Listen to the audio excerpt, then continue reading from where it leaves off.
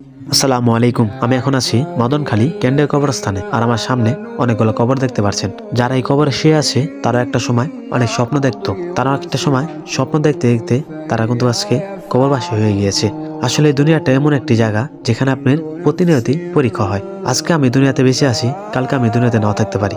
এখনো এরকম অনেক মানুষই আছে যারা টাকা পয়সা অর্থ সম্পদ নিয়ে অনেক অহংকার করে। তারা যদি কবর দিকে তাকায়, একবার যদি ভাবে নীরবে একা বসে, তাহলে তারা বুঝতে পারবে যে মানুষগুলো একটা সময় দুনিয়াতে ছিল সে মানুষগুলো কিন্তু দুনিয়াতে নেই। তার জন্য এই ভিডিওটা করা হয়েছে। যারা এত টাকা পয়সা অর্থ সম্পদের অহংকার করে তারা কিন্তু একদিন মাটির সাথে মিশে যাবে। যারা এই কবরস্থানে শুয়ে আছে তাদের কিন্তু অনেক সময় অনেক টাকা পয়সা অর্থ সম্পদ বাড়ি গাড়ি ছিল। আজকে দেখেন তারা অন্ধকার কবরে চলে গিয়েছে। তারা সাথে কি গিয়েছে?